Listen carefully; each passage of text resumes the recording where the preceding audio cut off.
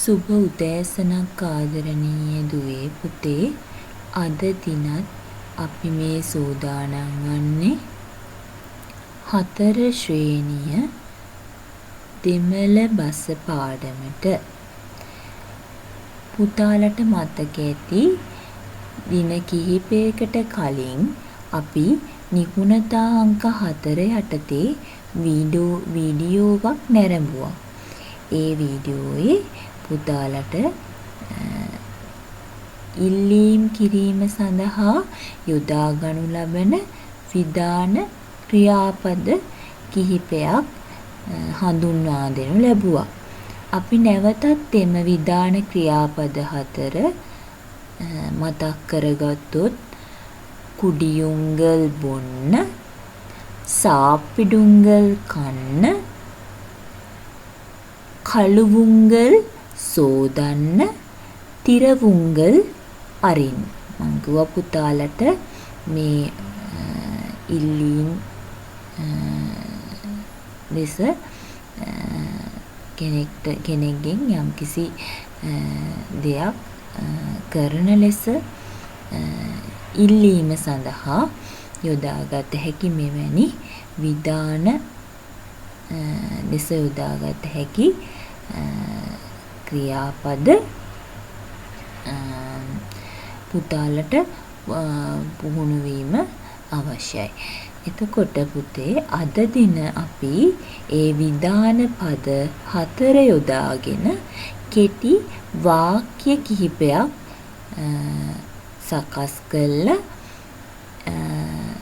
අද දින පාඩමේ නිරත වීමට තමයි මේ සූදානම් වන්නේ. හොඳයි. අපි බලමු මොකද්ද පුතාලට කරන්න තියෙන්නේ කියලා. දැන් පාඩමේ ඉදිරියේදී පුතාලට ලබා දෙනවා විධාන වැකි කිහිපයක්.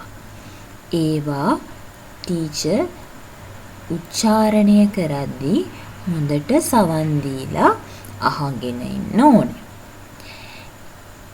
අංක 1 යටතේ ඒවායේ අර්ථය පැහැදිලි කරගන්න. මම උච්චාරණය කරන විධාන වැකිවල අර්ථය පුතාලා හොඳින් පැහැදිලි කරගත යුතුයි.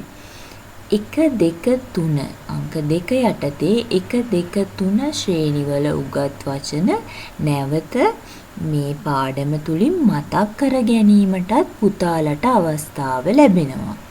හොඳයි.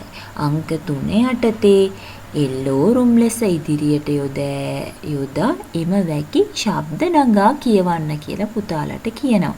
එතකොට එල්ලෝරුම් කියන වචනේ තේරුම හැමදෙනාම කියන එකයි. එතකොට පුතාලා එල්ලෝරුම් කියන වචනේ යොදලා ඒ වැකි නැවත නැවත කියවන්න ඕන. අංක 4 යටතේ අනුකරණය කර පෙන්වීමට උත්සාහ කරන්න පුතාලා ඒ වැකි වලින් කියවෙන දේ අනුකරණය කර පෙන්වීමට උත්සාහ කළ යුතුයි. ඊළඟට අවසානයේ පුතාලා ක්‍රියාකාරකම් සියල්ල අවසන් වුණාට පසුව එම වැකි පුතාලගේ අභ්‍යාස පොතේ නිවැරදිව පැහැදිලිව තේරුමද සමග සටහන් කර ගැනීම අවශ්‍යයි. හොඳයි දුවේ පුතේ අපි යමු දැන් ඒ වැකි ටික උච්චාරණය කරන්න. තන්නීර් කුඩියුංගල් වතුර බොන්න. එල්ලෝරුම් තන්නීර් කුඩියුංගල් හැමදෙනාම වතුර බොන්න. තේනීර් කුඩියුංගල් තේනීර් කුඩියුංගල් තේ බොන්න. එල්ලෝරුම් තේනීර් කුඩියුංගල් හැමදෙනාම තේ බොන්න. පාල් කුඩියුංගල් කිරි බොන්න. එල්ලෝරුම් පාල් කුඩියුංගල් හැමදෙනාම කිරි බොන්න. සෝරු සාප්පඩුංගල් බත් කන්න. එල්ලෝරුම් සෝරු සාප්පුඩුංගල් හැමදෙනාම බත් කන්න. රොටි සාප්පුඩුංගල් ரொட்டி கண்ண. எல்லோரும் ரொட்டி சாப்பிடுங்கள். හැමදෙනාම ரொட்டி කන්න. පිට්ටු சாப்பிடுங்கள். පිට්ටු කන්න. எல்லோரும் පිට්ටු சாப்பிடுங்கள். හැමදෙනාම පිට්ටු කන්න.